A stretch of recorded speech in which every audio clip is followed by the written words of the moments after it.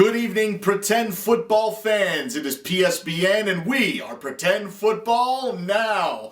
Maul, this week was a deciding week. There were a lot of things that happened. A lot of guns got drawn. A lot of cowboys standing out there at high noon. Next week, the shooting's going to start. Well, absolutely. This is when the rubber truly meets the road, when the pretenders and the contenders separate themselves from the pack. Absolutely. There's only so many playoff spots available, and you don't want to end up as the last place team in any one of these really, really tight and contested divisions. You certainly do not. And I mean, as far as these teams are fighting tooth and claw to get into that playoff spot and not to be the low man on the totem pole. Yeah, it's come down to the point where one simple mistake, one little, normally inconspicuous error early on in the season now will cripple you. There's too much at stake for you to be singing the bench blues. Absolutely. And you know, going into this week, it's going to be absolutely great. We've got breakdowns. We've got a special coach interview for you. And I just can't wait to get this show started. So let's get it on the road.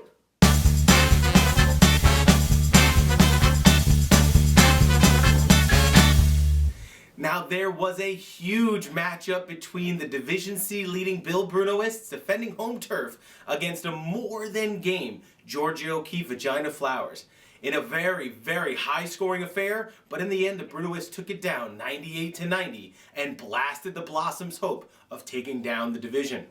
The Flowers got plenty of scoring this week, headlined by Deshaun Jackson's 19 points and recently acquired Ted Ginn Jr.'s 15. The Carolina defense also rolled up an additional 16 for Coach Marion Lyon, though the blooming efforts of our roster were just not enough to handle the suck-it parade. The Brunoists continued their strong streak of play as Cam Newton scored an astonishing 30 points. Tyler Eifert reached out and grabbed 17 more, and Mr. Plus One himself, Brandon Marshall, added another 15. Coach Kylan was even able to escape with the win despite Gio Bernard's 27 points on the bench, with some bench blues. The win locks up the division and bye for the Brunoists while leaving the Flowers scrambling for answers.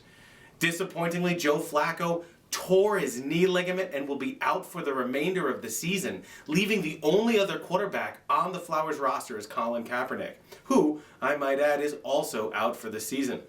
What is Coach Lyon going to do now that the trade deadline has passed and the free agent pool has very, very slim pickings? The rest of the league is just have to wait and see.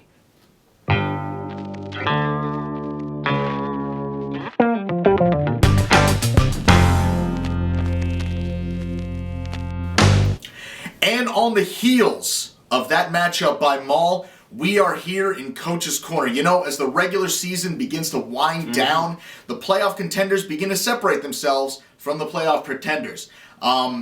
Absolutely super excited about this. Yeah, that's right, Tyke. And we happen to have one of those very contenders with us this week via satellite phone, Coach Eric Menzie, the coach of the Wrath of Platypus.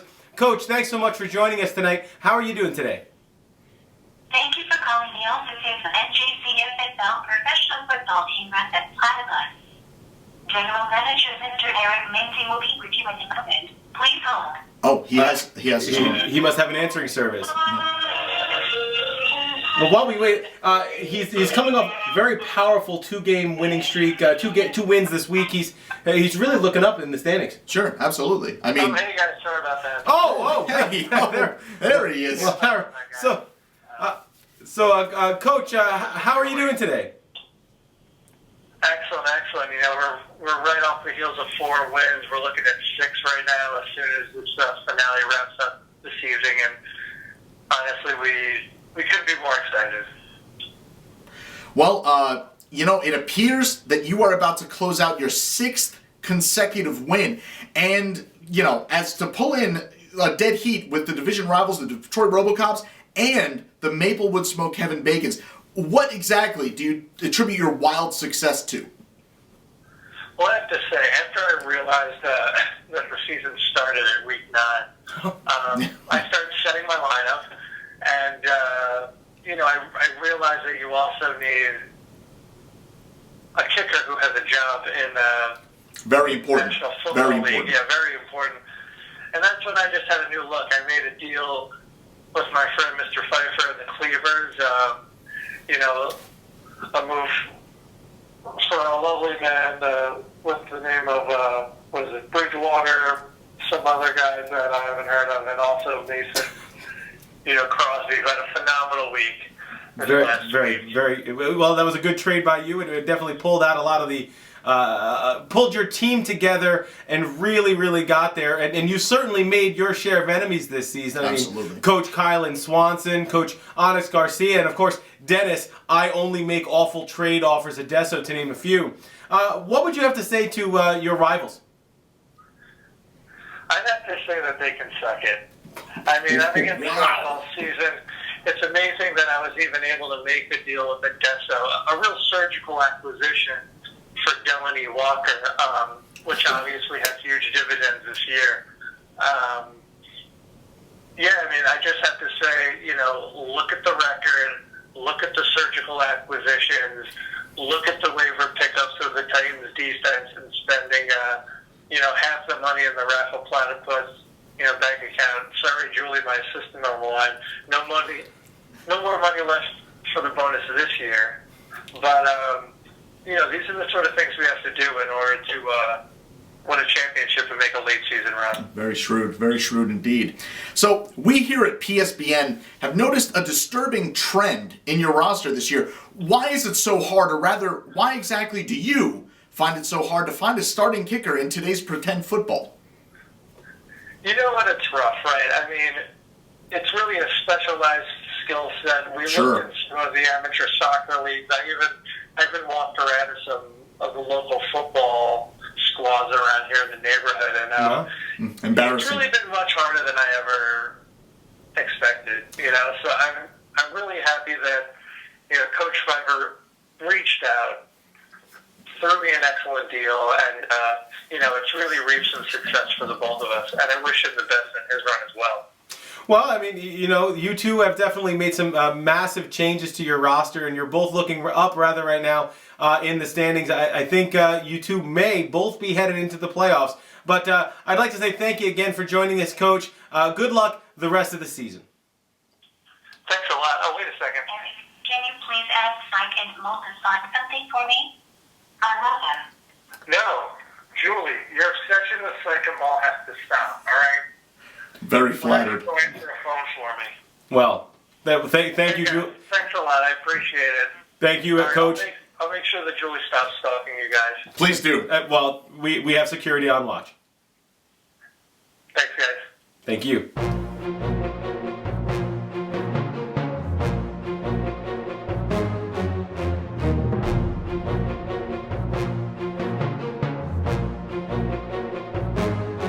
A close-cut game this week, and let me tell you, it's perfect for Psych's scalpel. A hugely important game in the Division D matchup. The luckless Detroit RoboCops hosted bitter division rivals, the Maplewood Smoke Kevin Bacons, at OCP Stadium in Detroit. My close and personal friend, Coach Flip, said that he was not feeding the RoboCops anything previous to the game unless they walked away with the big W. Perhaps it is only fitting that the Cyborg Challengers managed to take a bite out of the Bacons for a taste of delicious, greasy victory, slip-sliding their way to a narrow 3-point victory. The home team, the Detroit RoboCops, the Cyborg Challengers, the Silver Synthetics, were in quite a state. They were haggard, they were unfed, but they were hungry, literally, for victory. Smoke and Jay Cutler was once again a disappointment, scoring a dismal 8 points, but Jonathan Stewart put up a spectacular performance with a commanding 20 points on the ground, backed up by Eric Decker's great aerial attack with 12 points and a surprising 14 from recent RoboCop trade Greg Olson. A case of bench blues were in session, with Ryan Fitzpatrick's 15 and Run DMC's 19 groaning and moaning from the sidelines. Still, it was enough to ensure a narrow but much-needed victory. The Maplewood Smoke Kevin Bacons were led by the unstoppable Kansas City defense, scoring an unbelievable 20 points with stalwart security. Jarvis Landry put up 11 points, but it just wasn't enough to offset the dismal performance of Dexter McCluster with a lonely 3 points and a very disappointing one in Derek Carr, who only put in a 6-point flop. The bench Blues were wailing hard on the Bacon sideline, sizzling up the bench with James Jones missing out on 26 points. 2-6. That's a lot of points. Let's see here. Belial Powell and Darren Sproles were similarly disappointing, seeded sessions with 13 and 14 respectively. With this tight loss, the Bacons have truly lost all sense of security and are, at least for the moment, in a three-way dance with the Robocops and the Platypi for second place in the intimidation bracket, behind the lofty Cooter Institute Beavers. All eyes at PSBN are currently on this astounding coincidence. We really want to see what teams have the guts to slog it out in a division mired in this remarkable tie. Ladies and gentlemen, we have a news conference coming out of Sharpsville. We're going to take you over there right now. Here's Mike Cooter, head coach and owner of the Sharpsville Gravy Legs, taking the podium. Thank you all for coming today. I want to keep this brief. There will be no time for questions afterwards, but I want to just say a couple words to the my Week 11 opponents. First, to the Lakers Dirigibles. And also my old and long-standing rivalry with the Catskill Cleavers. And so with that, we look forward to Week 12. Week 12, I see it as having one opponent, really. The Destroyers have checked out months ago. So to the Bill Brunoists, I have 3 words for you. Viva the Sharpsville. Thank you. Good. Thank you. You know, Maul, it has been an absolute ramp up. The end of this season is like an action movie where, the action just keeps ramping up until it culminates in a giant explosion. A sky full of smoke. So what's your word of the week? Elimination. Elimination. Deadly serious, just like the end of this season. We actually do have a more serious note from all of us here at PSBN. If you do see Craig Gooder anywhere, please give our hotline a call, 555-6831. We haven't seen him in weeks, and honestly, we're starting to get worried. He is, I believe he's a bald man. He's more of an ape, really. And honestly, I think he's Germanic, I believe. Yeah, I'm not 100% sure. We're all very confused in terms of his background. He may be Scandinavian, perhaps Russian, but rest assured, completely bald, and his knuckles drag behind him as he cadences down the street. Yes. And we do miss him very much. We've tried numerous different ways to lure him back in. We left out some Gooder treats and some Gooder juice, but so far no sign of him. Yeah, it's honestly the studio is very quiet without his howling and his barking and his detox shambles that he does go through from the Gooder juice. The sweats and it's really awful. So honestly, if you have seen Craig Gooder, please give us a call at the bottom hotline. But from all of us at PSBN, we do hope that you've enjoyed Pretend Football now.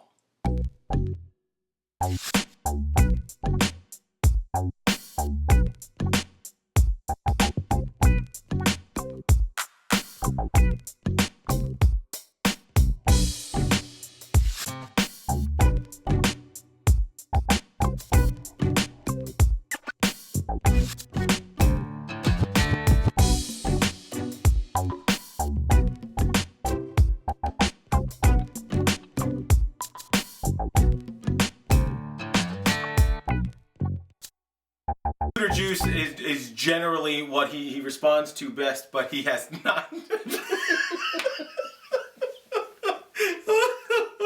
I'm sorry, I couldn't help it. Gooder treats. Gooder juice.